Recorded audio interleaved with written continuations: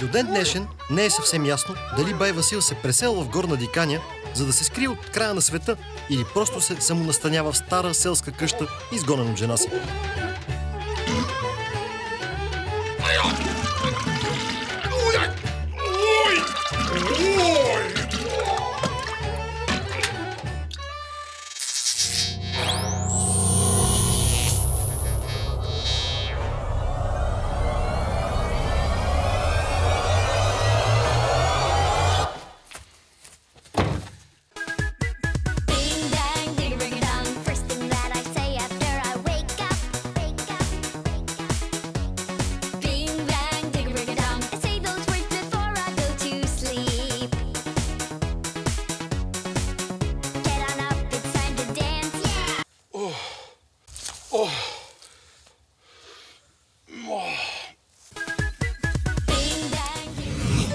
Един взривен ракиен казан отприщва серия от странни трансформации, които само на пръв поглед изглеждат разхвърляни и неподлежащи на рационално обяснение.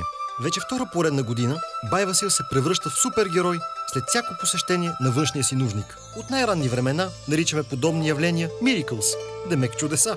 Бай Василевите спомени са объркани, неясни и пропити с дъх на ракия и нафталин. Добре сте дошли на гости, заповядайте, седнете. Видей го тук.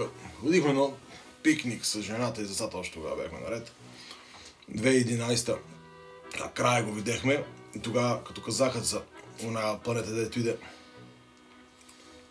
викам си, тук ще е. Она иде, бе, она иде! Ако няма да се скрие, всички нормални хора се скрия. Ема съм жив, тук ли съм? Тук ли съм?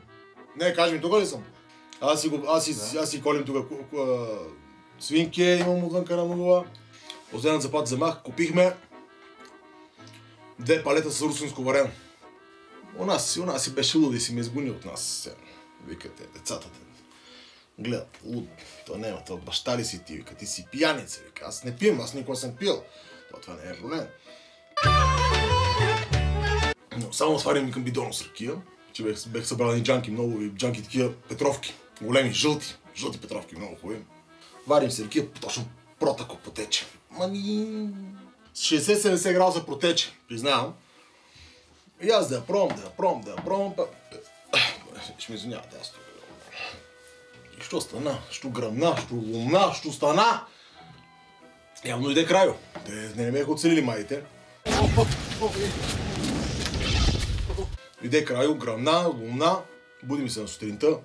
Цепи ме глава, братко. Казана го нема. Всичко се напукало.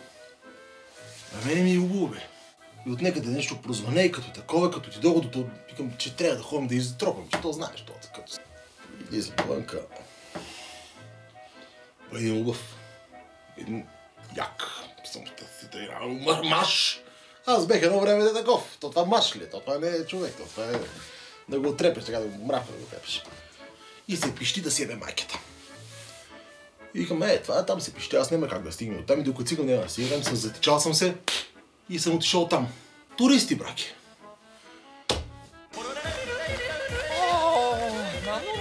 Ich habe so lange bis hier.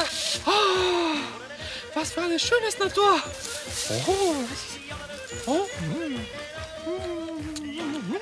Köstlich, nasleichig. Това е Осгар Рьозлер от Штутгарт. Той е доктор, сексолог.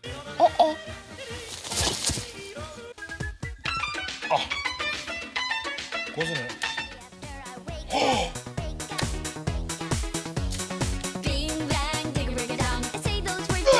Децата вярват в чудеса. Те вярват в супергерой. Те не биха повярвали, че бай Васил е супергерой. Такъв е Спортакус.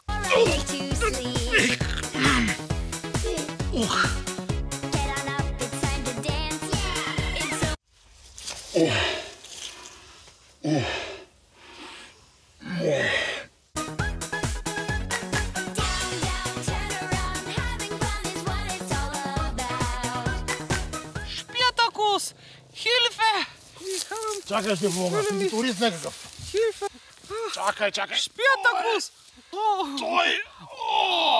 Danke schön, Спартакус! Дай ръка, бе! Здрасти! Сирият ли си ти? Какъв си ти, бе? ich komme aus Stuttgart. Баш, май, той е французин. Добре си, че одиш ли? Du bist wirklich Spartacus. Oh, vielen Dank. Не, без автографи. Па ти си лово, момче. Може да одиш, моля да одиш. Oh, ich fühle mich Да viel одиш. besser jetzt. Ja, Чакай бе, момче. Добре, айде. Да ставам, че одиме.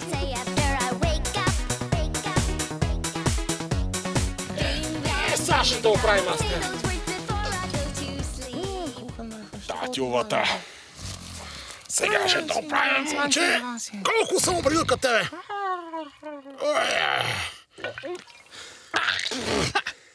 Ist das Rakia? Я, това си е татювата. Айде сега, моето момче, от тука, прав ти път, право. Чакай, прекаля. Айде. Това е за батко ти Спиртакус. Ти, айде. Хубава вечер, лека ден и там да пиеш шприц.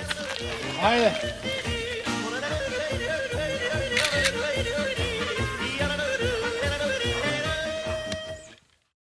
Джанковицата, джибрето тук беше потънало от всичко, беше от джибре. Спартакус е супергерой, който обитава някакъв дириджабъл, откъдето долита всеки път, когато стане проблем. Той е ортодоксален вегетарианец и се храни здравословно. Никога не яде пържоли, кюфтета, суджуци, бански старец, пастърма, рибица, да не говорим за мазнотии като пръшки, сланина и крещинки. За пиене на алкохол и дума не може да става. Пропагандира сред децата яденето на броколи, спанак и плодове. Спартакус е хармонично развит, придвижва се единствено чрез предни и задни салта, като най-често завършва с шпагат. Мани го, той извън земе, бе. Какъв бог е той, бе? Той, мани го, той...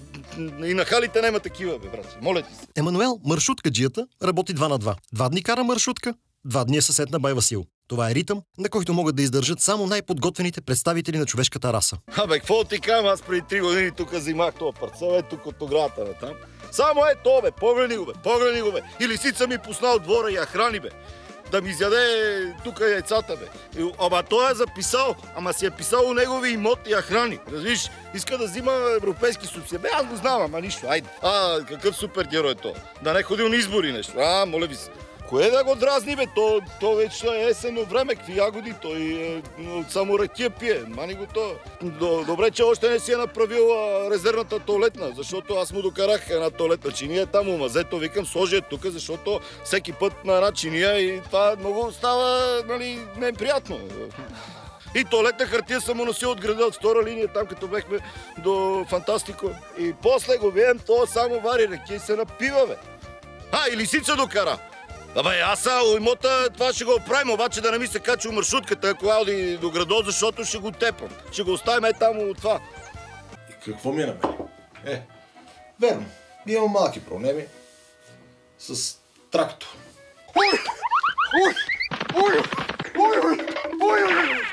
Като ми се дооди до... Да ходим до клозето и после 2-3 часа ги нема. Тръгнем към клозето и като ме подгони тук надоле по стълбите, и край!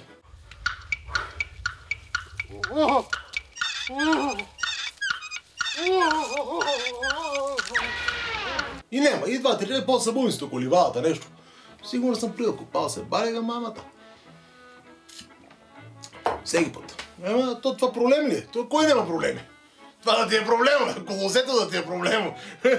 Хората какви проблеми имат? Колозето да ми е проблема. Дойче марки. Къде е Дойче марки у мен, брат? Ходи до клозето, вършам се Дойче марки. Па не ми е лошо. Как ми се доведе до Генев, усмихва отидем, брат, разбираш ли?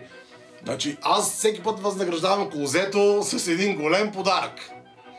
Но и явно и той, клозетнио бог ли е, извъземно ли живее там, винаги ми се отвръща, ми се отблагодарява.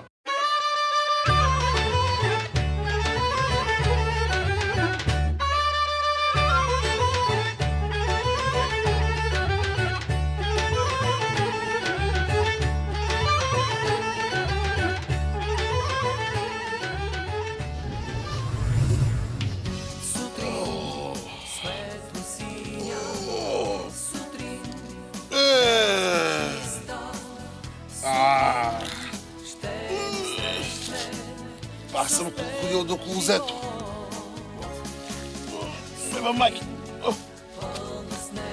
Утро, нежност и те така.